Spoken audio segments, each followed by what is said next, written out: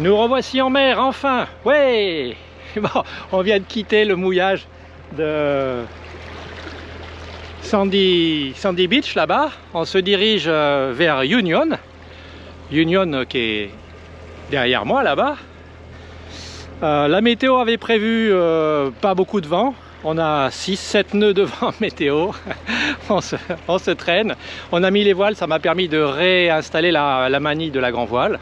Je vous montre un peu l'environnement. On va finir au moteur, enfin on est au moteur en fait. Ah, les conditions sont vraiment pas toniques, hein. Ah, c'est tout doux, tout doux. La grand voile, ça fait des mois qu'elle n'a pas vu son déploiement entier. Et forcément, la manille sur laquelle elle était attachée, c'était une manille ordinaire, elle avait cassé il y a des mois. J'avais fait un lashing en Dynima.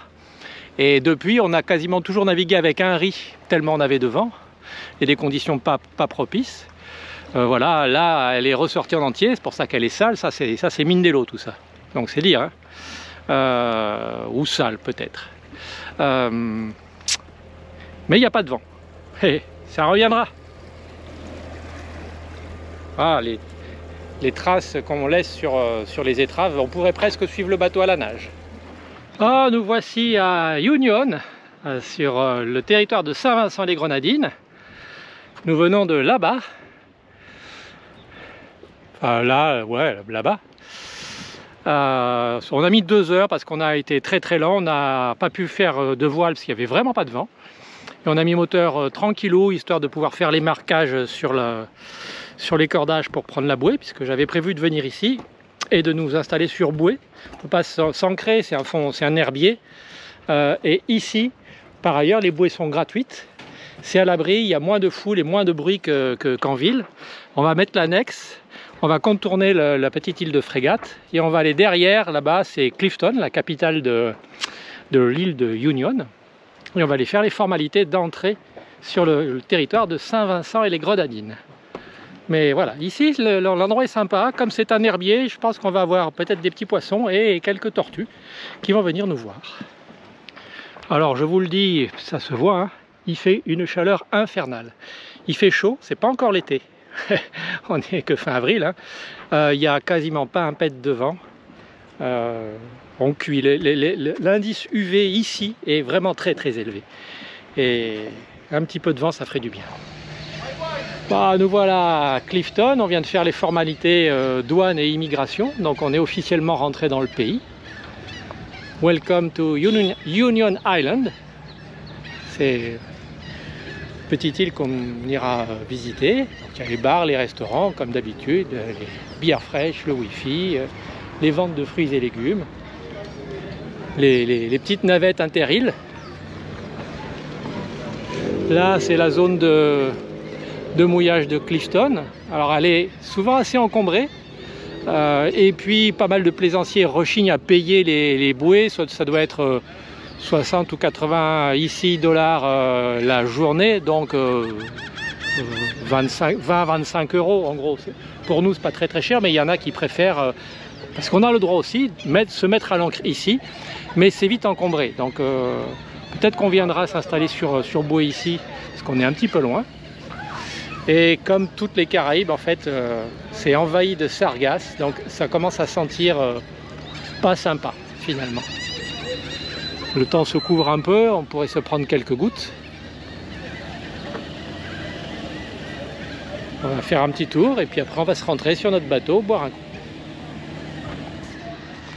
Bon, bien sûr, hein, on trouve toujours les mêmes choses sur ces petites villes, puisqu'elles ont un côté touristique. Le petit magasin qui vend tout, du vin, de la viande, du fromage, ben c'est du fromage américain, hein. De quoi boire, de quoi manger, les ventes de fruits et légumes. Ah, l'odeur de sargasse en décomposition est pas plaisante du tout, ça c'est vraiment terrible. Sinon c'est sympa, hein. C'est coloré, c'est des petites cabanes, on dirait un petit marché. C'est les vendeurs de fruits et légumes qui ont leurs petites échoppes ici. Si tu veux acheter un ananas, chérie, c'est le moment. Bah ouais. Voilà, on va pas aller vraiment plus loin. Bon, on s'est installé sur un ponton qui est destiné à recevoir les bateaux. Parce que le dinghy dock, le dock à annexe, il est là-bas. Enfin, on va s'approcher, hein.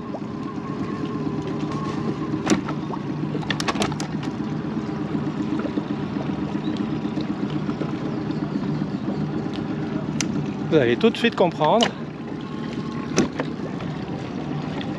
Le Dingy Dock, il est envahi par les sargasses. Donc personne n'y va, il y a une ou deux annexes dégonflées qui sont dedans. C'est des coups à colmater les entrées d'eau du moteur. Sinon c'est bien installé. Voilà. Alors inutile de dire que tous les restaurants qui sont sur la façade, l'odeur de décomposition des sargasses est vraiment pénible. Ça donne pas envie d'y aller. Donc la question pour nous, elle est, je vais contourner la petite barcasse qui nous... Est-ce que c'est intéressant de se mettre au mouillage ici parce qu'on est peut-être au vent de ces odeurs de décomposition? On va aller se mettre dans la zone de mouillage et ouvrir grand nos oreilles et nos nez, les oreilles, parce qu'il se dit que parfois il y a la fête dans le village, mais ça m'étonnerait. Et on va pas tarder parce que là-haut, se prépare du mauvais temps. En fait, on va se faire tremper avant d'arriver.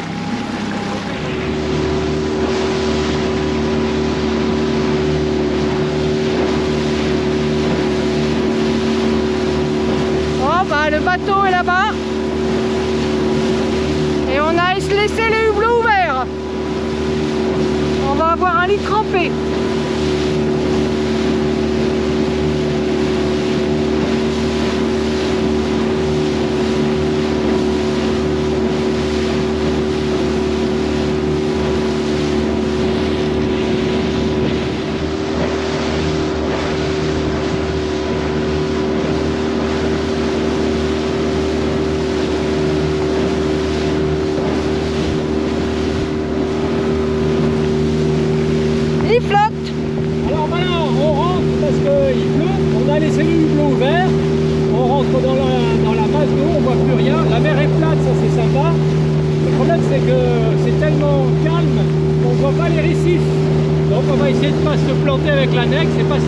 Là, il y en a droit devant nous. Et on va derrière la petite île qui est là-bas.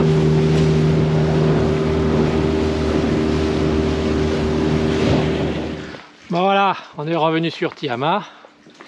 Il a bien plu. Donc Béatrice est partie en urgence fermer les hublots parce que ça nous a trempé le lit, les couloirs. Ça a bien rincé le bateau. C'est passé, voilà, c'est là-bas. Hein.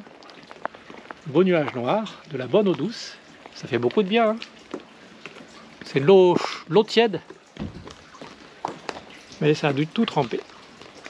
Alors je vous confirme que l'environnement ici, c'est plus désertique. Il n'y a pas de bar, pas de restaurant. Mais c'est beaucoup plus sympa qu'à Clifton, ne serait-ce que grâce à l'odeur. Aujourd'hui, petite balade sur l'île de... Aujourd'hui, petite balade sur l'île de Union. On va juste faire un petit tour dans la mangrove, peut-être aller acheter des citrons verts pour manger un petit peu le mérou qu'on a acheté ce matin aux pêcheurs. Là, on est sur le bout de l'île de Frégate. Je vous montre, c'est sympa. L'île de Frégate, c'est tout ça. C'est un espace protégé. Tiama est là-bas. L'espèce de petit catamaran sans mât là-bas, bleu et turquoise et blanc, c'est le centre de kitesurf, mais il n'y a pas de vent pendant les jours qui viennent, donc je vais laisser tomber le kitesurf ici pour cette semaine. Demain, on va aller se balader un petit peu plus loin. Voilà la baie dans laquelle nous sommes. On sent qu'ici, parfois, il y a des gens qui viennent faire des petits pique-niques. J'ai tiré un petit peu l'annexe sur le sable, mais elle est super lourde, hein, vous vous souvenez, c'est impossible à beacher. Et si la marée descend et qu'on l'a beaché, déjà là, hein, ça va être compliqué. On a beaucoup de mal à la remettre à l'eau. Voilà. Là-bas, c'est de mémoire, c'est Petite Martinique. La troisième île de Grenade. Derrière, là-bas, c'est Cariacou. Ici, c'est le récif. Et là-bas, derrière la pointe, c'est là où nous sommes allés faire les formalités d'entrée à Saint-Vincent-les-Grenadines. Donc là, on est sur un endroit, vu les photos satellites, ça a l'air d'être très curieux. Je ne sais pas ce que c'est, un ancien port, une ancienne zone port de pêche, je ne sais pas. C'est très curieux. C'est jonché de protection métallique comme ça qui sont enfoncés dans le sol, hein. C'est fait pour retenir les bancs de sable en général ou pour stabiliser le littoral. C'est vieux, c'est abandonné depuis longtemps vu l'état, hein. On a les sargasses qui passent à travers. Et l'idée c'est d'aller se balader et de longer tout ça. Il y a des petits ponts suspendus. On va aller regarder comment les deux bateaux qui sont là-bas ont fait pour rentrer parce qu'il n'y a pas de fond. Là dans toute la baie il y a 2 mètres, 2 mètres 50 de fond tout au plus, donc tout le monde ne peut pas y venir. Ici vous voyez les sargasses en décomposition. Il y en a partout dans la région, hein, et ça sent plutôt mauvais. Là, sur la baie, là où on est à l'ancrage, au mouillage sur bouée, on le sent pas trop. Mais dans la ville à Union, c'est une infection.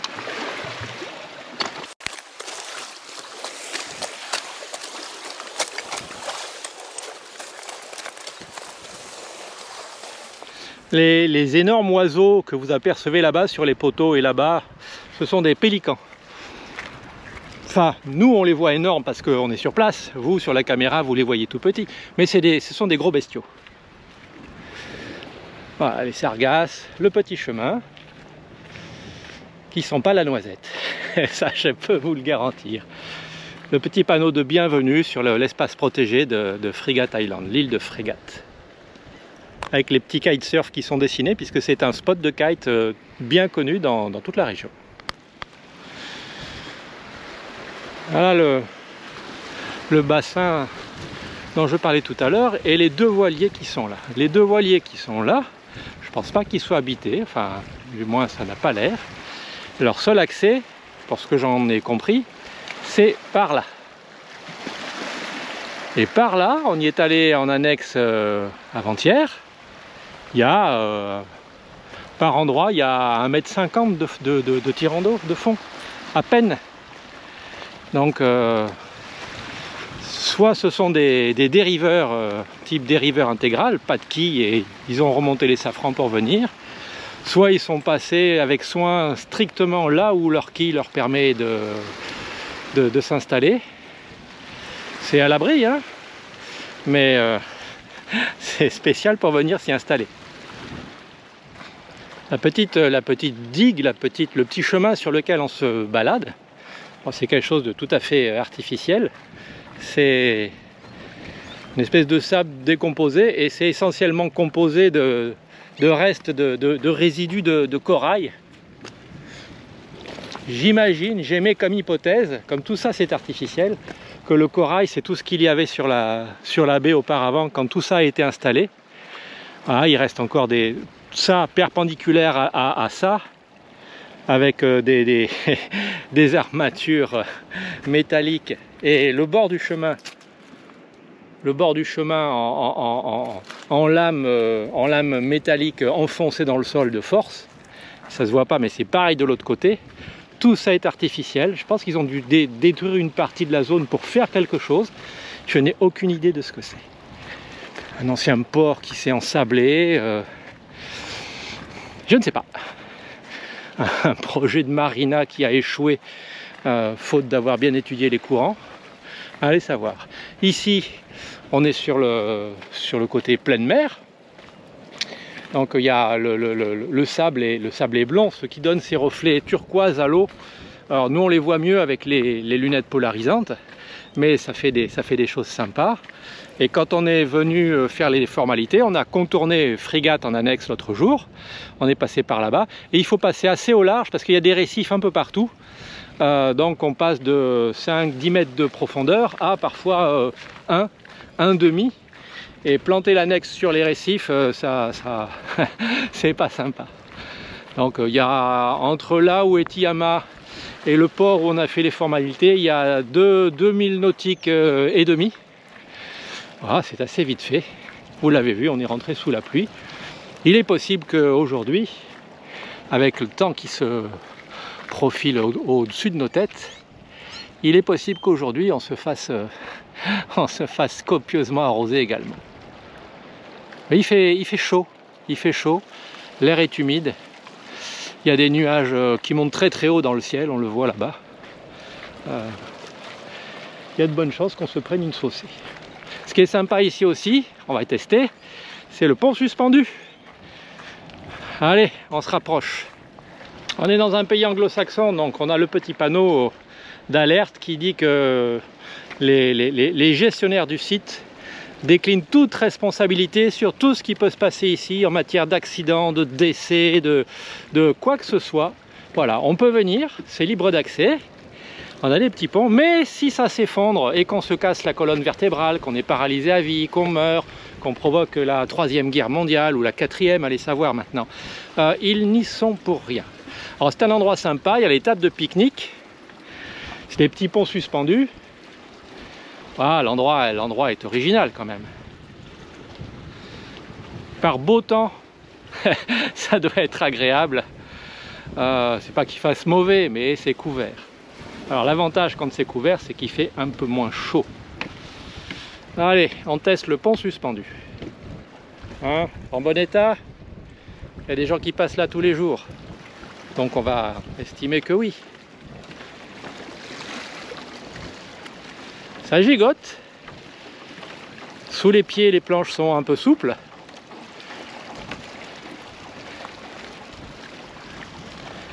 Ouais, c'est un pont suspendu. Voilà, c'est mon premier.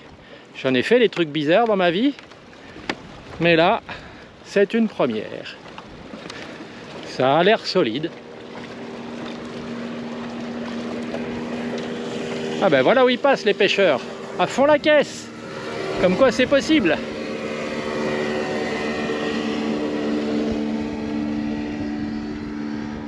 Ce qui est sympa chez les anglo-saxons, c'est leur façon d'expliquer les choses.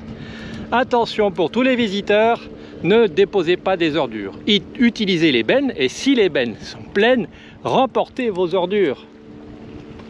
C'est bien. Alors quand je vous disais que ça bougeait, voilà. Ça bouge pas beaucoup, c'est vrai. Mais un petit peu quand même. Cours Forest, cours!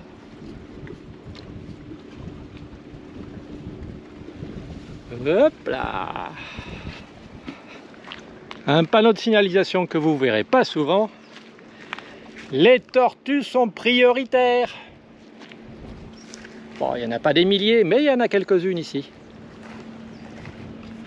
Alors, on va prendre le deuxième petit pont. Bon, c'est entretenu, le vernis est récent ici.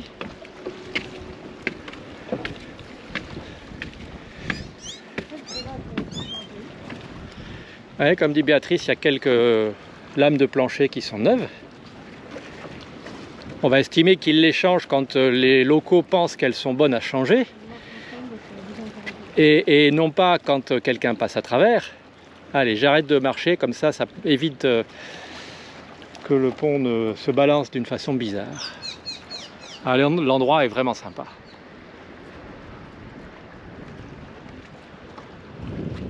Un petit instant culturel. Hormis le fait qu'il y a des sirènes qui peuvent passer ici, ces arbres-là sont des palétuviers, c'est ceux qui constituent les mangroves. Alors depuis tout à l'heure, je regardais, ils ont des espèces de fruits bizarres. Voilà. C'est des drôles de trucs, une petite pomme au bout, une petite tige. Mais en fait, les palétuviers, ces choses-là, elles descendent petit à petit. Alors, ça, c'est probablement les fruits, ça vient d'un bout de branche. Ça vient de la branche elle-même. Comme ça. Et ça, regardez, ça arrive presque au sol. Et quand on les regarde attentivement, les palétuviers, toutes ces choses-là viennent se mettre dans le sol. Alors pour ceux qui connaissent, vous connaissez déjà. Pour les autres, ces arbres sont des petits arbres finalement, ils ne sont pas très très épais, mais ils s'enracinent partout profondément. Et c'est pour ça qu'en cas de tempête, il est d'usage de venir ancrer, amarrer les bateaux à l'intérieur des mangroves. Le vent passe au-dessus, ça n'empêche pas de prendre beaucoup de vent, hein, mais on n'a pas de vagues. Et ces arbres sont indéracinables, contrairement aux cocotiers, le moindre bout de vent, hop, il tombe. Ça, ces arbres sont indéracinables, ce qui fait qu'on peut attacher un voilier avec 6 ou 8 ou 10 amarres dessus, en se prenant dans les troncs, en se faufilant, et pendant une tempête, voire un cyclone, le bateau restera au bon endroit sans bouger. C'est très sécuritaire. Voilà, la mangrove. Et dans les mangroves, il y a des habitants, et ça, comme dit Béatrice, c'est un trou de crabe. Je ne vais pas mettre la GoPro à l'intérieur parce qu'elle est trop grosse. Voilà, il y a toutes les petites traces jaunes qu'on voit en dessous, dans les racines. Donc, ce sont des racines aériennes qui viennent se réimplanter dans le sable. Toutes ces petites traces sont les crabes qui les produisent. Pour nicher peut-être, pour aller manger, je ne sais pas. Je ne suis pas un spécialiste de la chose. On a des lézards aussi. Voilà, tout petit. C'est un espace protégé. Et comme partout dans les Caraïbes, vous les connaissez maintenant, on a des mancenilliers, manchineel en anglais. Donc ne pas toucher, quand il pleut, ne pas rester dessous, ne pas manger les fruits, ne pas s'appuyer contre le tronc. Hein. C'est un poison assez violent.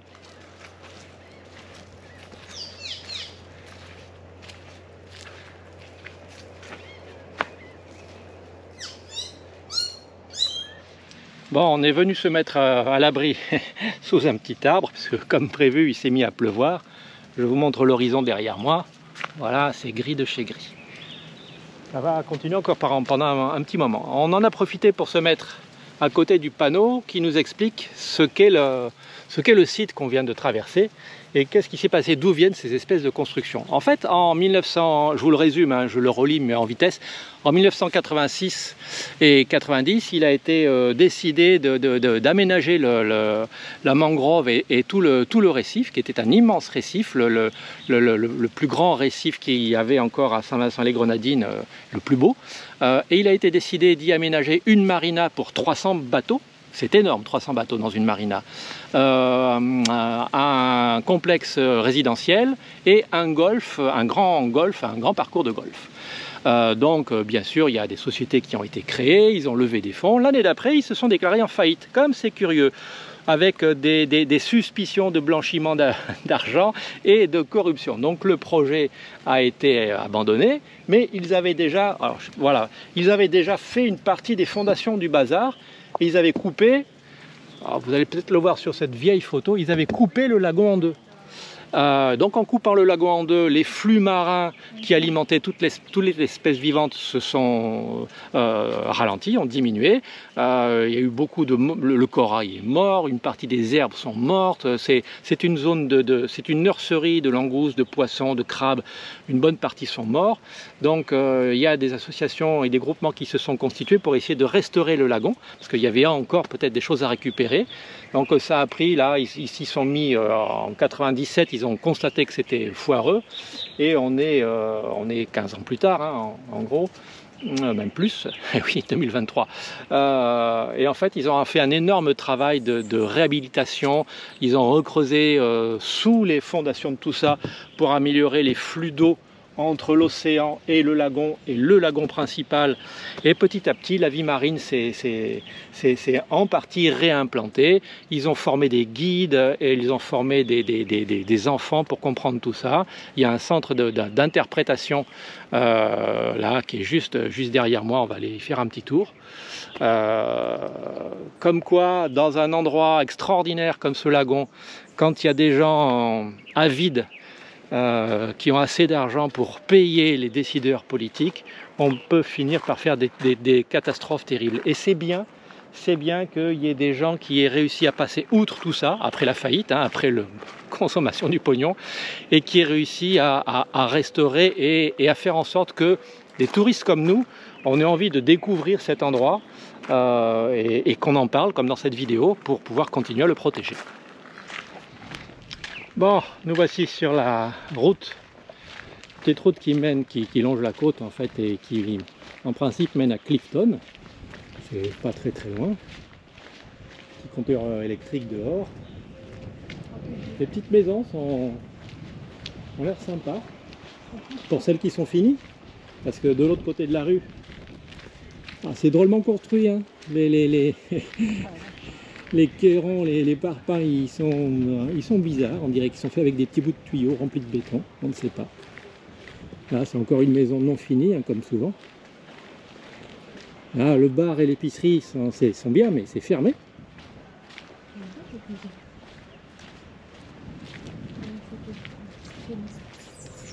Une belle propriété ici. Oh. Vue sur le lagon. En même temps ici, tout le monde a vu sur le lagon en gros. Un truc spécial qu'on trouve à peu près dans toute la Caraïbe, c'est soit ici en hauteur un point de rassemblement, soit sur les plages des conseils d'évacuation en cas de tsunami. Donc les conseils d'évacuation, ils sont simples. Si vous voyez la mer se retirer très loin au large, rapidement, eh bien vous remontez à l'intérieur des terres. La question qui se pose, c'est est-ce qu'il y a déjà eu des tsunamis ici dans la région? J'en sais rien. J'aurais tendance à dire non, mais il y a vraiment des panneaux un peu partout. Voilà, là on descend sur Clifton. On est monté en haut de la colline de Clifton. Un petit restaurant qui incite pas à y aller. On a vu 2 épiceries-bars qui incitent pas à y aller. Bon, c'était un peu fermé, mais c'est très curieux. Une église, la petite école maternelle aussi. Alors, ce qui est étonnant, j'avais déjà vu ça, je crois que c'est à Sainte-Lucie. Les routes sont recouvertes de pavés de béton. C'est pas de la terre battue, c'est pas du goudron comme sur les autres îles qu'on a vues. Ici, c'est carrément des blocs de béton. On a fait un petit break à Clifton. Alors, Béatrice aime bien faire la boutique, donc on va faire la boutique. Et là, on va rentrer, reprendre la route, remonter là-haut, on va descendre ensuite, repasser dans la mangrove et essayer de retrouver notre annexe. Maintenant qu'on sait de quoi il s'agit, un projet de marina avec 300 places, on comprend mieux les pontons, les pannes perpendiculaires, très éloignées les unes des autres pour pouvoir mettre les bateaux, et malheureusement qui coupent la mangrove en deux, qui crée une liaison artificielle entre l'île de Frégate et le reste de la terre. Donc ouais, le projet mal financé et un peu truandé a été destructeur pour l'environnement. Mais cette curieuse chose trouve ses explications maintenant. Ça restera comme ça pendant une éternité, ou presque.